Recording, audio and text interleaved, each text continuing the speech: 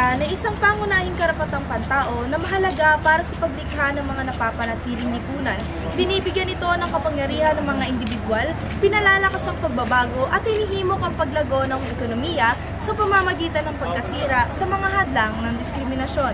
Kasi nila, mas mahina ang mga babae kaysa sa mga lalaki. Mas lamang talaga yung pagtingin sa mga lalaki sa most views ng mga Pilipino. Minsan sa trabaho, kahit sa larangan ng sports, ganun po.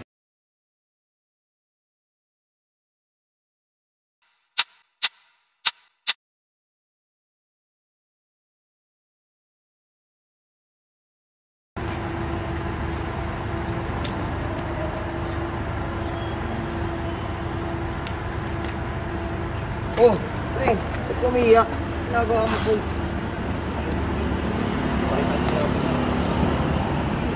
Iiyak ka mo yun, lalaki ka. Hindi ka dapat umiiyak. Dapat matapang ka. Hindi pa pwede lalaki ako, hindi na ako pwede umiiyak. Bading ka ba? Ay guys, ano nga ako ng course mo nila? Mag-nursing ako. Ako science. Ako mag-criminology ako. Ako rin mag-criminology. Hindi ba panlalaki lang yung course na yun? Ay, pwede mo mabae din ako. Mag-degree ka talaga? Ang hirap mo kaya. Di ba may sarili yun? Mainit dun. Kakayanin mo kaya? Magkano yung gamit ng mga babae na yan? Bakit naman tayo mag-sweeter? Hindi ko nga alam eh. Bakit na ikaw nila? Ayaw mo meron. Wait. Ito. Blush. Wala eh. Yan lang. Anong ginagawa mo?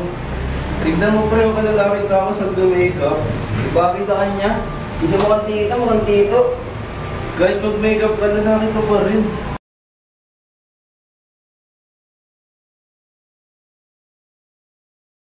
Sa iyong karanasan sa paaralan, nakaranas ka na ba ng hindi pantay na pagtrato dahil sa iyong kasarian o orientasyong sexual? Kung oo, maaari mo bang ibahagi sa amin? Opo. May groupings po kami noon at dalawa lang po kami na babae sa group. Maganda ang naging suggestion namin, ngunit hindi po kami napakinggan. At sumunod na lamang kami sa kung anong gusto nila. Sa palagay mo, pantay ba ang oportunidad para sa mga babae, lalaki at LGBTQIA+? Hindi po. Madalas po ay sinasabi ng mga tao na ang mga lalaki ay siyang dapat magtrabaho at mag-provide sa pamilya. At ang mga babae ay dapat ay nasa bahay lang. At nag-aalaga ng pamilya. Habang ang mga LGBTQIA+, ay tinitignan na parang salot at hindi nararapat para sa lipunan. Nakaranas ka na ba ng panlalait, pangaasar o pangaapi dahil sa iyong kasarian o orientasyong sexual? Kung oo, ano ang nangyari? Opo, nakaranas na po ako dahil sa mga lalaking mataas ang tingin sa sarili na akala nila ay sila ang nasa tuktok ng mundo, bumaba ang aking kumpiyansa ko sa aking sarili. Nakakapanghina na mababa ang tingin sa akin porket babae lang ako at hindi ko kaya ang mga bagay na ginagawa nila. Nasa tingin nila sa akin ay mahina at walang kakayahan. Ano ang iyong mga karanasan sa mga inaasahan ng lipunan sa mga babae, lalaki at LGBTQIA+ sa paaralan? May mga bagay bang na-pressure kang gawin o hindi gawin dahil sa iyong kasarian o orientasyong sexual? Meron po. Naranasan ko pong hindi sali or tanggalin sa grupo dahil isa po akong LGBTQIA+. Hindi po ako masyadong nakakapag-excel sa room kasi feel ko po hindi ako tanggap ng aking mga kamag-aral. Nahihiya po akong ipakita sa kanilang tunay na ako.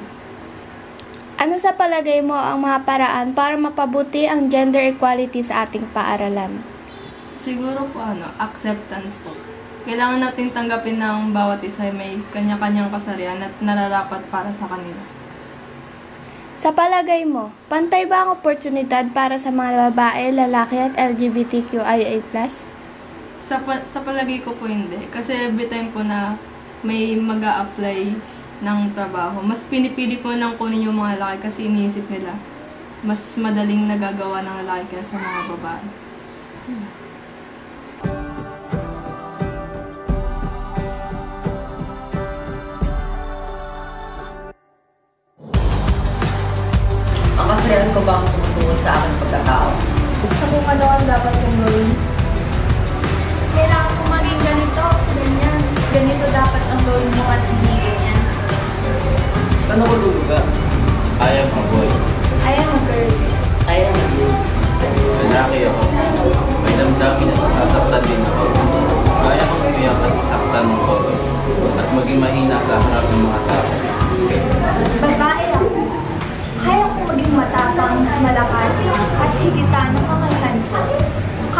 maging engineer, architect, lawyer, businesswoman, doctor, o kahit ano pa man na maging gusto ko o gusto ko magluto.